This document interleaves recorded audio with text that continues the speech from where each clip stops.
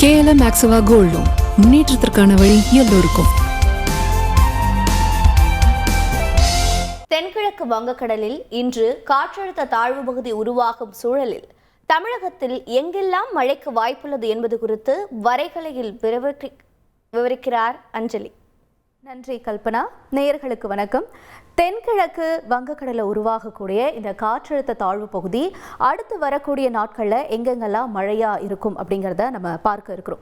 இப்போ நீங்கள் திரையில் பார்த்துட்டு இருக்கக்கூடிய இந்த காட்சிகள் நமக்கு இலங்கைக்கு பக்கத்தில் இருக்கக்கூடிய ஒரு காட்சிகளை பார்த்துட்டு இருக்கோம். இது சரியாக நம்ம ஞாயிற்றுக்கிழமைக்கான நிலவரமாக பார்த்துக்கிட்டு இருக்கோம்.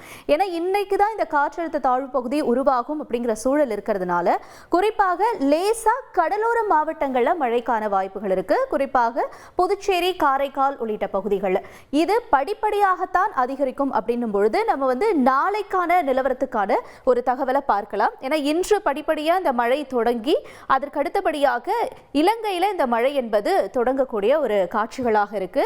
இந்த காற்றழுத்த தாழ்வு பகுதியினால இலங்கையில் திருகோணமலை, அம்பாறை உள்ளிட்ட இடங்களில் மழை தொடங்குவதற்கான வாய்ப்புகள், தொடர்ந்து தம்புள்ளை, கண்டி உள்ளிட்ட இடங்களில் இந்த மழை என்பது தீவிரமாகும். இலங்கைக்கு அருகில மெல்ல மெல்ல வரும்பொழுது நமக்கு என்ன ஆகும்னா ராமநாதபுரம், திருநெல்வேலி, அதே மாதிரி டெல்டா பகுதிகளில் இந்த மழையினுடைய தீவிரம் என்பது அதிகரிக்கக்கூடிய காட்சிகளாக அமையும். நமக்கு ஒரு ஞாயிற்றுக்கிழமை வரைக்கும் லேசான மழைக்கான வாய்ப்புகளாகத்தான் இருக்கும் என்று பார்க்கப்படுகிறது. இது திங்கள், செவ்வாய், புதன் இந்த இடைப்பட்ட நாட்களில் தான் மழை என்பது தீவிரமடையும் என்றும் சொல்லப்படுகிறது. அப்ப நமக்கு திங்கட்கிழமை காலையில எவ்வாறாக இருக்கும் இந்த சூழல் அப்படிங்கிறத பார்க்கலாம்.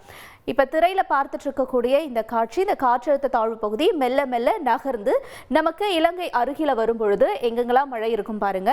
ராமநாதபுரம், தொண்டி, காரைக்கால், புதுக்கோட்டை, முத்துப்பேட்டை, நாகப்பட்டினம், மயிலாடுதுறை உள்ளிட்ட இடங்களையும், அதனைத் தொடர்ந்து அடுத்தபடியாக நெய்வேலி, மயிலாடுதுறை உள்ளிட்ட இடங்களையும் இந்த மழைக்கான ஆரம்பம் இருக்கும்.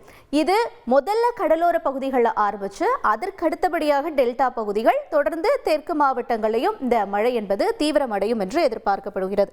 குறிப்பாக சொல்ல வேண்டும் என்றால் இந்த மழை பாருங்க கரெக்டா செவ்வாய்க்கிழமை அன்றுதான் நமக்கு இன்னும் பலமடையக்கூடும் என்று எதிர்பார்க்கப்படுகிறது. செவ்வாய்க்கிழமை போல நமக்கு கடலோர மாவட்டங்களான நாகப்பட்டினம், முத்துப்பேட்டை உள்ளிட்ட இடங்கள்ல ஒரு கனமழைக்கான வாய்ப்புகள் இருக்கு.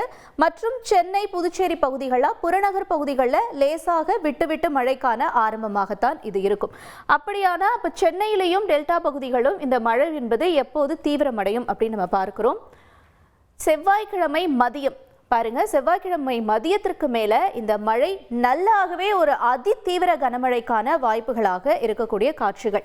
குறிப்பாக சொல்லக்கூடிய புதுச்சேரியில ஒரு தீவிர மழைக்கான வாய்ப்புகள் இருக்கு.